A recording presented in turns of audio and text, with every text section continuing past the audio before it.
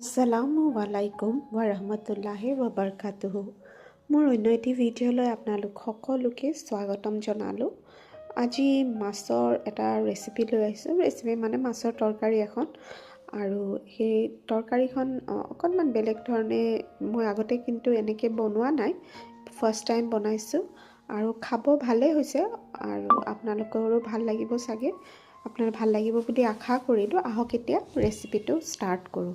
আৰু এইটো বনাবৰ কাৰণে প্ৰথমতে মই লৈছোঁ ভকুৱা মাছ বা ৰৌ মাছো ল'ব পাৰে আপোনালোকে। তাৰপাছত মাছখিনি মই নিমখ হালধি সানি ফ্ৰাই কৰি ল'লোঁ। ইফালে পটাত মই কালজিৰা লৈছোঁ আৰু ধনিয়া পাত লৈছোঁ, কেঁচা জলকীয়া লৈছোঁ, আৰু আনফালে মিক্সিত মই এই পিঁয়াজ, নহৰু, আদা আৰু বিলাহী এটা পেষ্ট বনাই লৈছোঁ, আৰু বাকীখিনি মছলা মই পিচি পেলাই পেষ্ট এটা বনাই লৈছোঁ। এইখিনি ধনিয়া পাত আৰু জলকীয়া আৰু ক'লা জিৰাখিনি পেষ্ট বনাইছোঁ। ইফালে কেৰাহীত, মাছ ভাজা কেৰাহীটোতে প্ৰথমতে অকণমান জিৰা দিছোঁ, তাৰপাছত তেজপাত দি যিখিনি মই পেষ্ট বনাইছিলোঁ পটাত পিচি, সেইখিনি প্ৰথমতে দি দিলোঁ আৰু সেইখিনি অকণমান সময়ৰ কাৰণে ফ্ৰাই কৰিলোঁ। তাৰপাছত মই মিক্সিত বনোৱা পেষ্টটো দি দিছোঁ আৰু এইখিনিও অকণমান সময় তাত দি এইখিনি অকণমান সময় ফ্ৰাই কৰিলোঁ।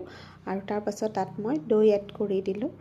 দৈ মই 2 চামুচ দৈ দিছোঁ, অকণমান চেনি, হালধি গুড়ি, নিমখ গোটেইখিনি দি সেইখিনি ভালকৈ মিক্স কৰি ল'লোঁ। আৰু এইখিনি যেতিয়া মানে ভাজা হৈ গ'ল, তেতিয়া তাত পানী অকণমান দি দিলোঁ, আৰু পানীখিনি দিয়াৰ পাছত যিখিনি মছলাখিনি ভালকৈ পানীত দি দিলোঁ, কাষত লাগি থকা মছলাখিনিও কেৰাহীটোৰ কিনাৰত লাগি থকা। তাৰপাছত সেইখিনি যেতিয়া অকণমান উতল আহিলে, মাছখিনি তাত দি দিলোঁ, ভাজি থোৱা মাছখিনি, আৰু তাত কেঁচা জলকীয়া কেইটামান ফালি দিলোঁ আৰু কেৰাহীৰ ঢাকনিখন অকণমান সময়ৰ কাৰণে লগাই দিলোঁ। অলপ পাছত দেখিছোঁ মানে গ্ৰেভিটো ডাঠ হৈ গৈছে, আৰু তেতিয়া শেষত মই তাত মিঠাতেল অকণমান দি দিলোঁ, কেঁচা মিঠাতেল দি। তাৰপাছত আৰু অকণমান সময়ৰ কাৰণে হ'ব দি পেলাই মই গেছটো অফ কৰি দিলোঁ। আৰু এইটোৱে আছিলে ৰেচিপিটো। আৰু খাব বেয়া লগা নাই, ভালেই লাগিছে।